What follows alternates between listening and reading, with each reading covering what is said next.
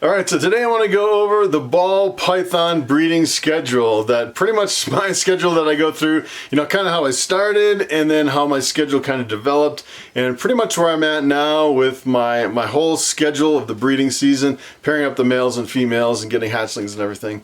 So essentially, I think most people, when they go through the schedule, what they do is they pair up pretty much across the board. Everyone starts pairing their males and females in November, because if you look at the whole schedule of breeding events throughout the whole year, essentially what that does is if you pair up in November, it gives you hatchlings for the shows in the fall. And let me tell you, if you go to some of the reptile shows in the fall and you look at the tables, everybody has hatchlings. Let me tell you, if you want a snake and you're looking at one of the reptile shows, the best time to go is the fall. And actually at the very beginning of the first shows in the fall, you'll find your best selection, because that's pretty much when everybody's producing all the hatchlings.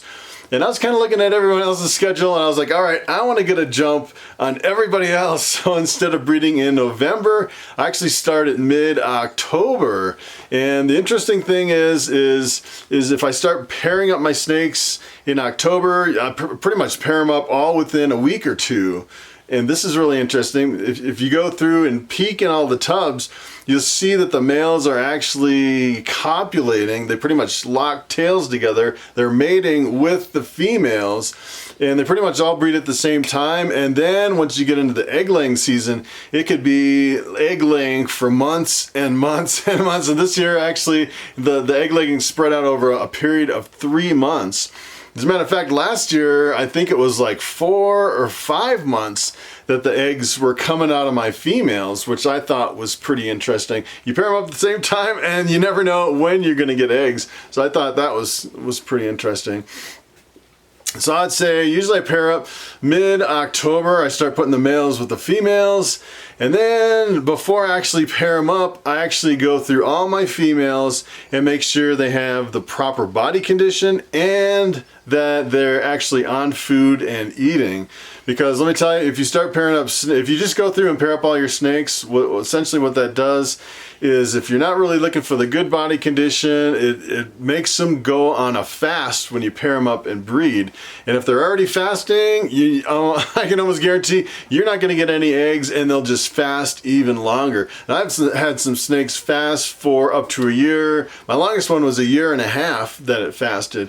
And if you start pairing up snakes that aren't ready, then they fast for like a year or even 2. Then you start regretting pairing up those snakes, and you're like, man, I shouldn't have paired that snake up, because instead of breeding and laying eggs, now it's just on an extended fast. It's going to take even longer to get it back into condition to actually get it to the point where you can breed it again. So sometimes if you pair up the snake at the wrong time, it doesn't have the body condition, not only will it not lay eggs, but it can be 1 year or 2 or 3 before that female is actually ready to lay eggs. I don't know what Bobby's doing here.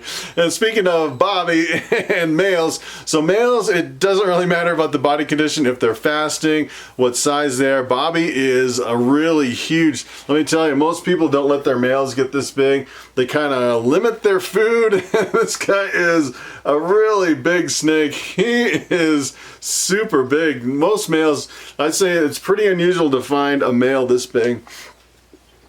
And speaking of the size of the males versus the females, the funny thing is when I got my scaleless head ball python, I actually got that, my very first one. I think I paid like $1,200 for it back when they were really hot. As a matter of fact, when I started in ball pythons, they were selling for $45,000 for just a normal scaleless head. It was pretty incredible, and it came down really fast. And when I got into ball pythons, they were still pretty high. They're about $1,200. And I actually wanted to breed it the very first year, and I kind of got in on the tail end.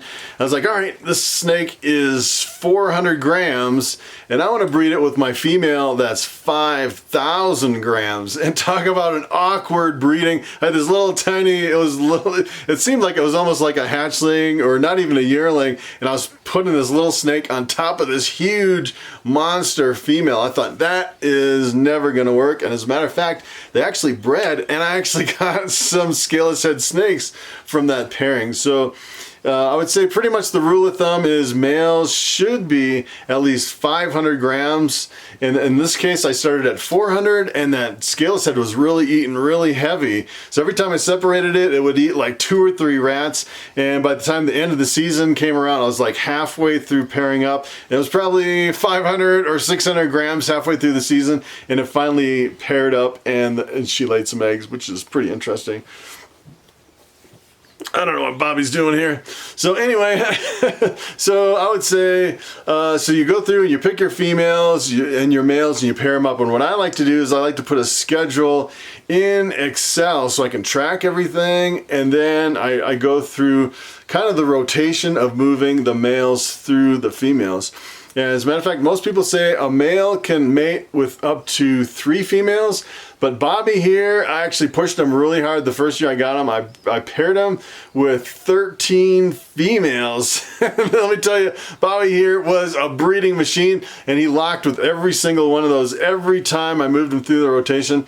And actually, 11 of those females laid eggs. Let me tell you, I had an incredible amount of bamboos my very first year when I was breeding bamboos here with Bobby as my big stud here. It was pretty amazing. So I would say typically, if you actually do that, you risk that if there's something wrong with the male and you try to pair it up with 13 females, let me tell you, you have 13 females that are gonna be a bust for the season. It's a high risk, doing one male to that many females, and especially since I didn't really know that if Bobby was proven or not. For all I knew, they could have sexed it wrong, and this could have been a female. And now I'm trying to pair a female with 13 females. That would have been, let me tell you, that would have been a complete disaster for breeding season if you don't have a proven male and you're trying to stretch them that far.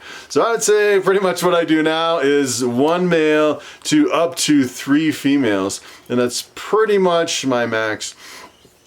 And when I started the very first year, essentially what I would do is I would pair Monday through Friday, and then I'd separate on Saturday, and then feed on Sunday, and then try to put them back into the breeding cycle. And that was a big mistake, because essentially what happens is if you have a snake that eats and then you try to pair them up like a day or 2 later, I'd say that I had a lot of snakes that actually regurgitated their rodents, which is pretty scary. You have snakes thrown up and you're like, what in the world is going on? It was my very first year breeding, and I didn't really know what was going on. And then I found out that if you feed a snake and you're in the middle of the breeding season, really what you should do is you should wait at least 3 or 4 days before you pair that snake up with a female.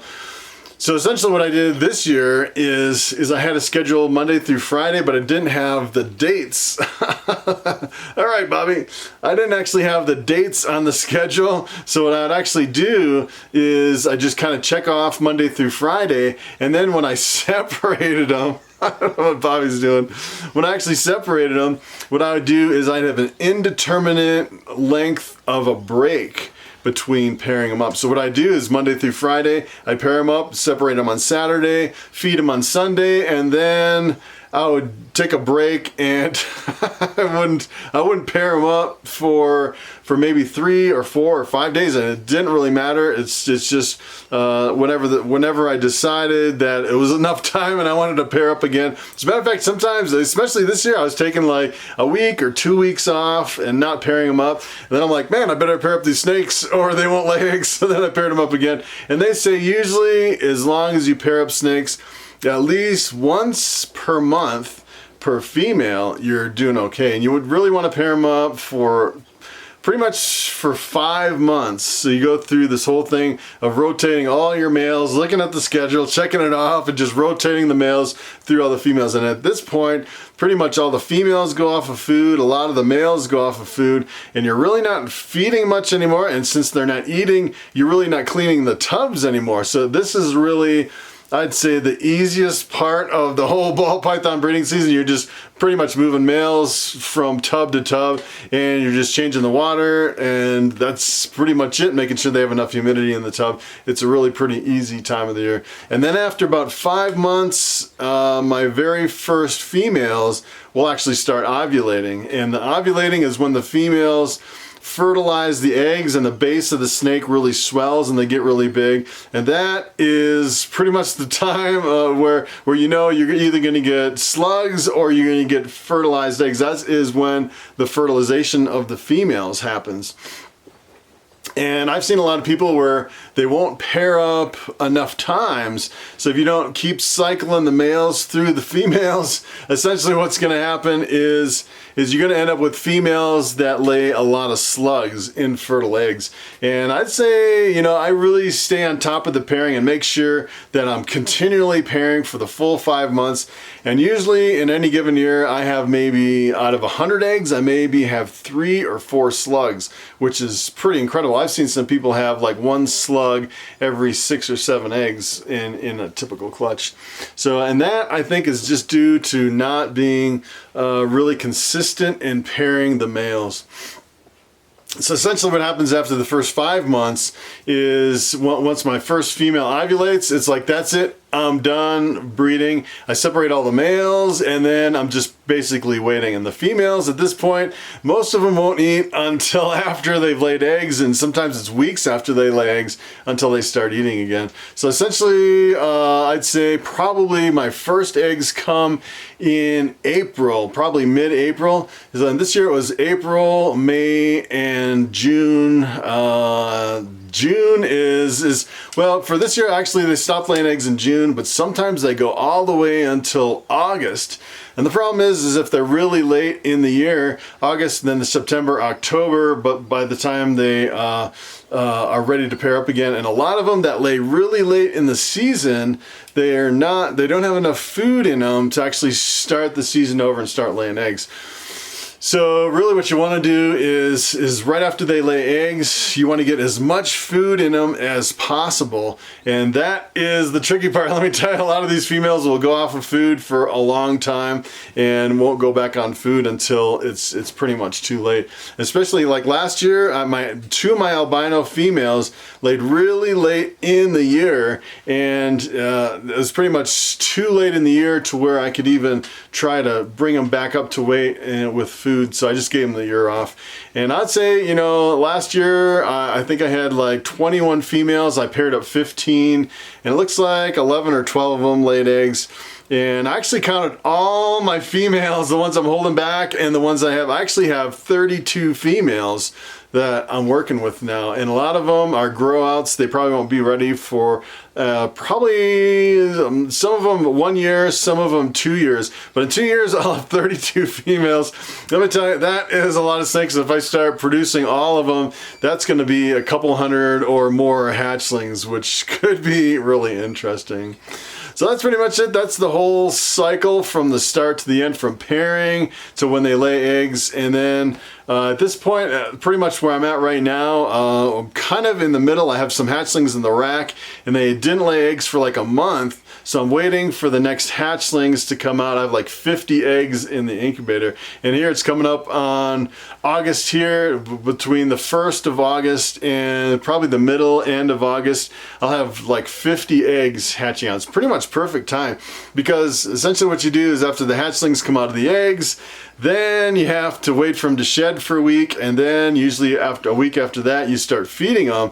You have to get at least 5 or 6 meals into the hatchlings before they're ready to sell. So you're looking at, you know, if they hatch in August, September, October, probably in, you know, mid-October, they'll be ready to sell, which is kind of the whole cycle again. And then of course in October, when I'm selling hatchlings, I'm pairing up my snakes and starting the whole cycle over again. And the hard thing is for example, if you start pairing up in December 1 year and you say, all right, instead of December, I want to start pairing up in October, let me tell you, it's almost impossible, because your snakes are laying eggs and they're not ready they don't have enough food in them before you can start pairing up in October. So the only way to really catch up and work backwards is to pretty much take a year off, and then it's you know, like 8 or 9 months off, and then you'd have to catch up the next year, which a lot of people aren't willing to do. So that is pretty much it. That is my whole breeding cycle from beginning to end, and pretty much the timing of the whole thing. So that's it. Thanks for watching, and I will see you next time.